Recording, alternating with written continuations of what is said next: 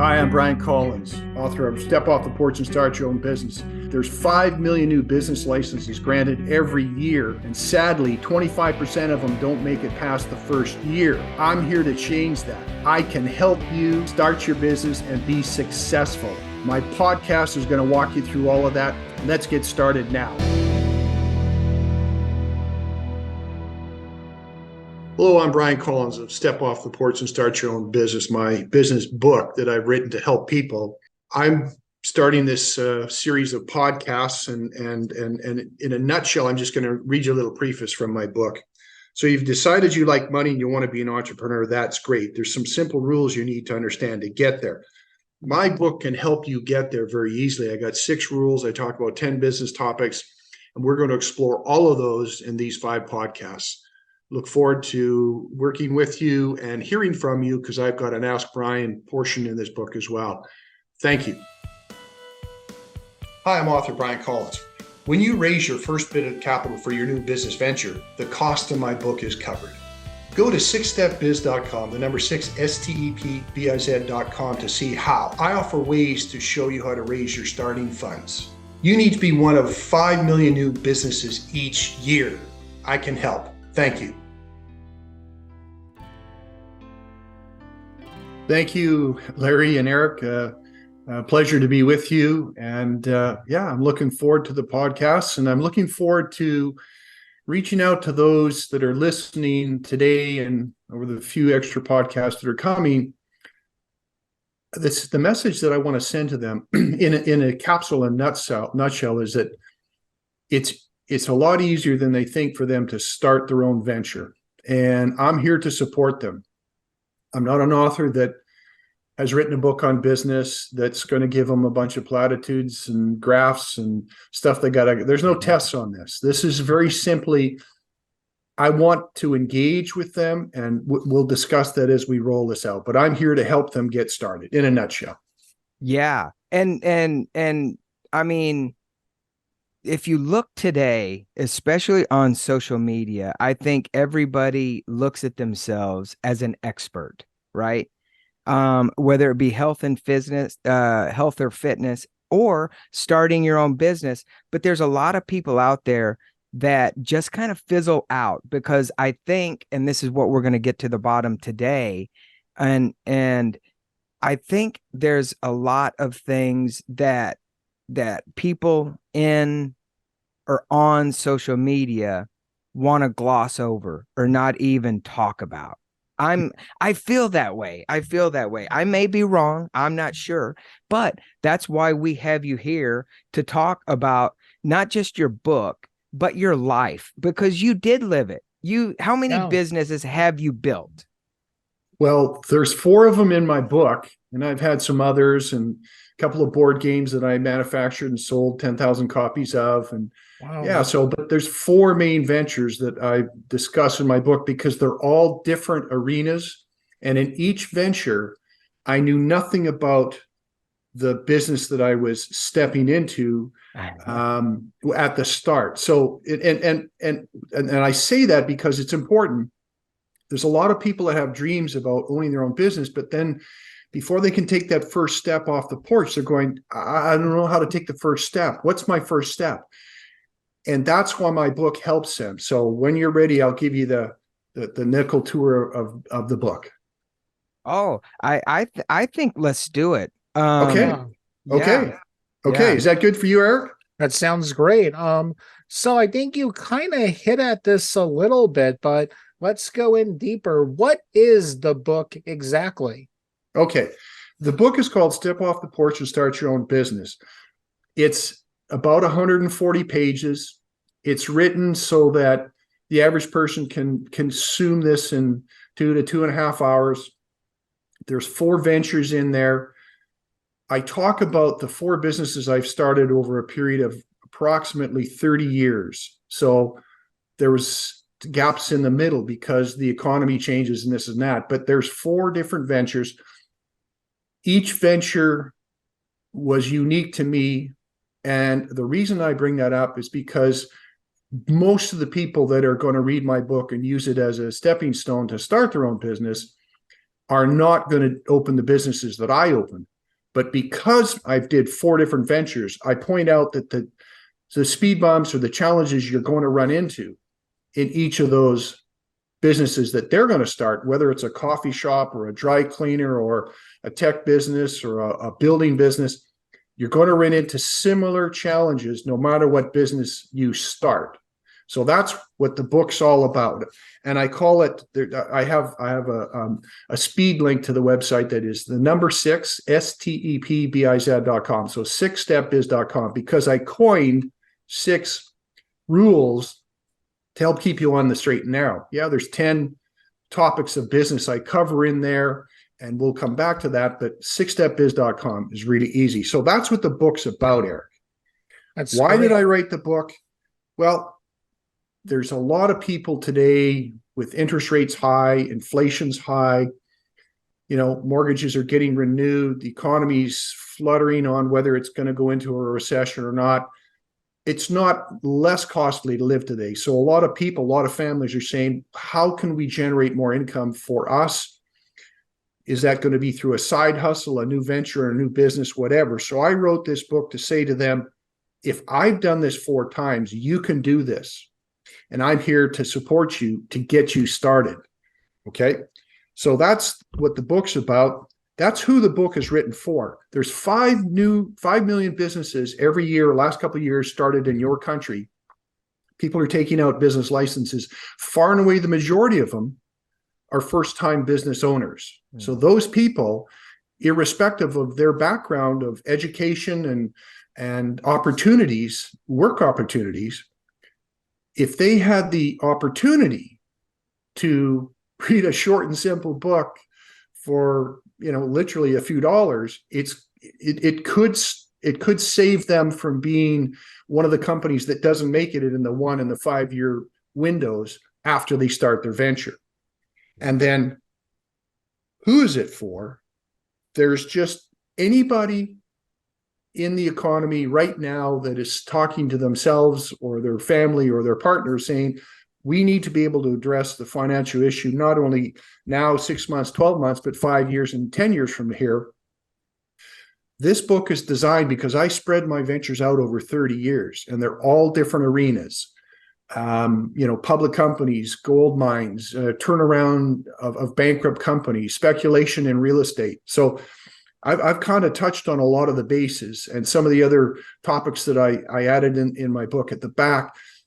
This is designed to help people from basically any particular background of education and business opportunities to say, if I spend 2 hours and digest this book and I'm able to extract the message here, in other words, there's certain challenges every business is going to face. Your business, my business, everybody's business. Here's the challenges you're going to face. At least understanding the challenges as you go forward makes you more prepared. In other words, you're not going into battle without a shield and some kind of projectile that's going to help you win the battle. So that's what the book was written for. Okay. And do I have the credentials for this book?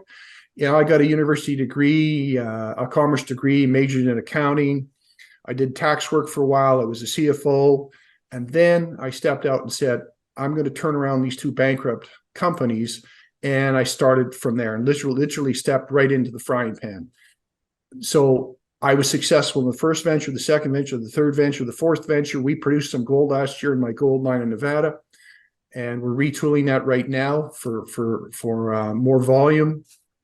So I have the street credentials to say to somebody, I didn't just write a book about how to start a business.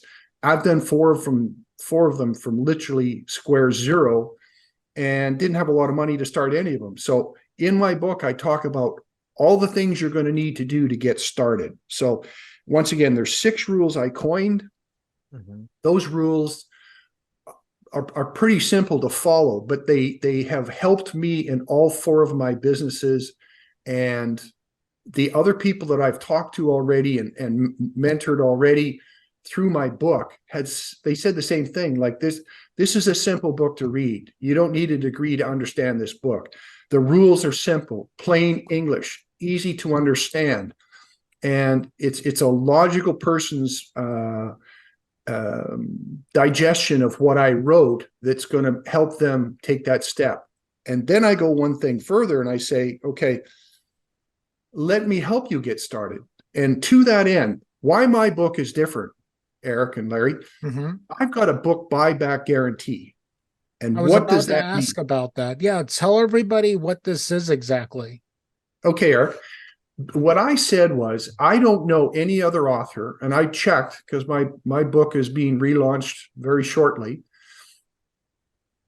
I checked around. I don't know any authors on business that have offered to buy their book back. If you buy my book and you start your business and it's not successful, you send me the proof of your purchase of the book and some details of your business not being successful, and I'll refund your money that you paid for the book. I'm that confident that by reading my book, Eric, you're going to have a better first step, second step, third step off your porch. And I use the term porch as your comfort zone. You know, imagine sitting having lemonade or something, tea on somebody's porch. Well, in order to venture out into the business world, you've got to step out of your comfort zone, but you need to be prepared. So my book helps you do that. So that's the book buyback guarantee, Eric. There's another part of this. Go ahead. Well, let's say someone does they contact you about buying the book back. They explain their business to you and you start thinking, hey, you know what? If you do this, this, and this, get back to me. Would you do something like that also? 100%. Okay, that's so 100%. I first of all, I would absolutely refund their money right off. But I would also jump in and say, tell me about your business, because I have solved tax issues for people, business issues for people, aside from my own business. I helped other people that were growing their business when I was growing my business. I actually helped a number of businesses. So I would jump in and say, let's think about what your original business thought was, your business plan. How did you set up your initial financing? Have you done any market research? Where's the location your business is operating from? Who's going to be buying your product or service? I would jump in and help them with some of those questions if they're amenable to that. Of course, that's up to them. Right. And one of the things that I keep thinking about is there's people that are listening to this right now, and you're absolutely right. The big question is not what I want to do, because I think everybody knows what they want to do. If they were able to start a business, I would do this, right? They'd fill in the blank. But one of the big things is where do you absolutely start? And will these 6 rules for success, will those 6 rules always, are those your foundation of what you need to do as not only starting out, but still have that foundation throughout the life of the business? Yes, because they're the rules, the rules I coined are applicable at the start, the middle, and the end when you're selling your business. They apply to all of that. So, in the book, I cover topics of finance and sales and marketing, tax, corporate structure, even lawsuits, partnerships, how to structure packages so that your employees are going to be happy and feel like they're sharing in the pie. That's very important today. People need to feel like they're on the team, not watching the game from the stands. And all of my businesses, I've always engaged and expected and invited people onto the team and to some degree, the decision-making process, because it's always a collective mindset that tends to help the majority. Sometimes you got to make your own hard decisions yourself, but you get your team to buy in and you reward them for that. Now you have a much greater chance of success. Like one guy can bake a pizza and eat it himself, or he can share it with everybody in the team. That team's going to show up tomorrow, next week, and the next month, because they're part of something that they're building. They're part of something that's growing, and they get to claim some internal ownership for that success. And that's very important. Yeah. I'm glad you mentioned that. Sorry to cut you off, Larry, because there's this thing in Hollywood right now called Blumhouse Productions. They make low budget horror movies that get distributed worldwide. And what's so genius that Jason Blum does is everybody up front makes scale what they could legally pay you by the guilds. And then each time the movie hits a certain box office mark, everybody else on the movie makes extra money. So Jamie Lee Curtis made $2,500 for doing the first Halloween movie, but since it was such a hit, she made millions off of it. And I feel what's so great about that is everybody's going to work that extra bit harder because now we're a team instead of it just being, okay, I'm going to get my big fat check for doing this movie. I'm going to coast along. But now if I know, hey, my skill got me to the game, since we have a lot of Canadian listeners, it got me on the ice. Now I have to keep going. But here's the quote Wayne Gretzky: don't be where the puck is, go where the puck is going. How much of a thought is that when it comes into starting your own business? It is. It absolutely is. And people shouldn't be leery of a business that they're going to start that is in a highly competitive arena, but they should also be aware there's a lot of opportunities that haven't been touched very, very, very often as well. So don't have a closed mind over the kind of business you can open, irrespective of where you come from or your education or your family's business opportunities. Don't be afraid. As they always said, build a better mousetrap. Well, somebody actually did, and they sold a lot of those things. So, what I say in my book is people need better financial security, okay?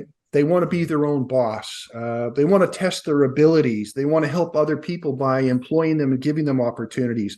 There's an element of personal growth here. There's a reward for creating something that is going to be, long lasting, possibly to the point where, you retire and give it to your kids or grandkids, but you get to claim ownership for what you started. And little side benefits, like you have flexible work hours once you're up and running, and you have a core of management and staff that are helped there, whatever your business is. So there's a lot of reasons to do this, but the first step that we touched on, Larry, was, you have an idea of where you want to go. What's your first step? Well, your first step is you have to analyze who's going to buy your product or service. Okay. And once you have a picture or an image of the person that's going to buy your product or service, that helps you start to mentally formalize what your business plan is going to look like. Okay. And you need a business plan. It doesn't have to be, extremely elaborate, but you need to have a business plan. Okay.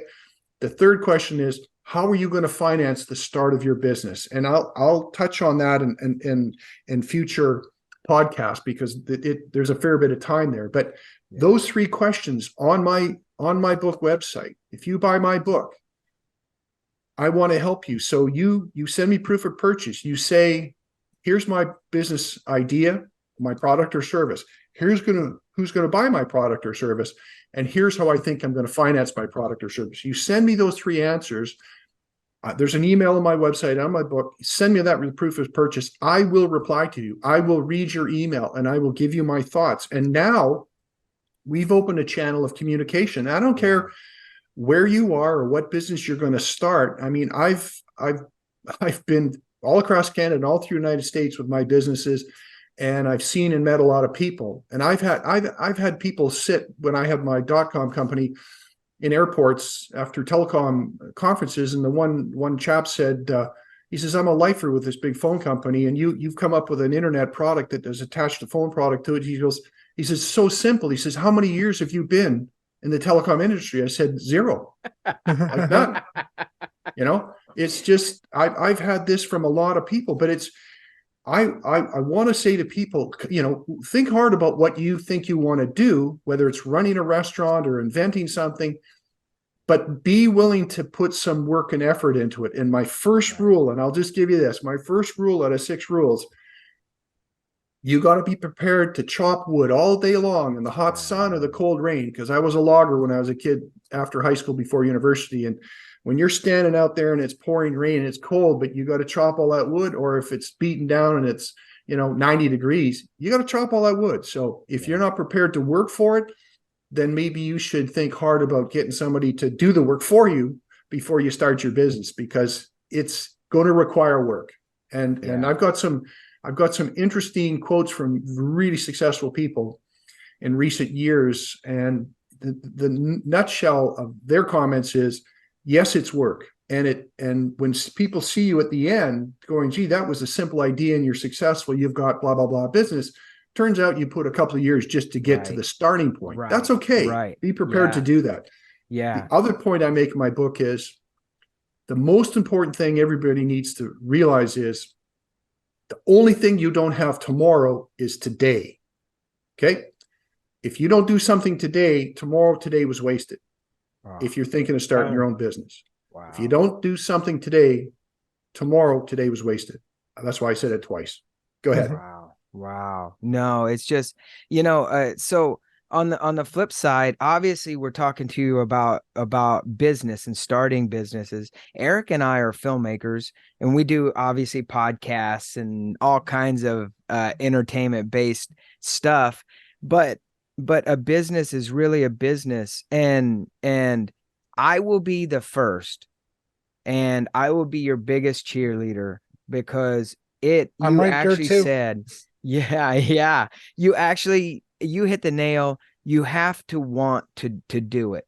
You can't just get up in the morning and go, I'm going to watch some news. I'm going to drink some coffee or orange juice, or I'm going to eat some toast. Then I'll go to work about 10 or 11. It really is. You have to dedicate yourself to growing your business. That's the first and foremost. And when you said, everybody makes it look easy when they see the end result. We get to talk on our something podcast because it's a creative podcast, right? We get to talk to people who have their projects completed. And when people hear you talk about a completed project, they go, man, I could really do that. And then all of a sudden they start talking about how difficult, how challenging that it was putting their project together. And, you've got to have a realistic view of yourself, of what you want to do, and how hard you're willing to work. After all that, I agree. I agree with you. And so let me throw rule 2 at you. Okay. And I learned this as a young boy. Rule 2 is work first, play later. Real simple. Man, you just lost a bunch of people. They're like, wait, what? Well, I'm sorry. I'm not going to sugarcoat it, because you got to work first and play later. So if that means you're putting in 12 hours today, you gotta, do take care of your family and this and that, but you got to work first and play later. Don't put stuff off that you can do today, and drag it into tomorrow, because once you start your business, it's not a straight line. It's a V. It's going to bring in a lot of other people, a lot of other energies. And to manage that, it's not just a straight linear line. You have to be prepared for that. So work first as much as you can. Yeah. And then take your time and go get your running exercise done. But work first, play later. That's rule 2. Anyways, there's a whole bunch of other things we can talk about, gentlemen. And in the second podcast, we're going to talk about how to start your business. Okay? Yeah, that's exciting. That's the topic for the next podcast. And before, as we wrap up, I should throw in there, obviously we have 4 episodes, but we have a bonus episode. Yes. That we're going to talk about doing a fictional business, and you're going to show us. Okay, look, first of all, Brian, if you can talk to Eric and I and describe it to us, then anybody could understand it. If we could get it, anybody could get it. It's actually, Eric, it's actually better than that. It's not a fictional business. I'm going to describe to you a small business that I started because when I did my board game, I needed a product made. I invented the product.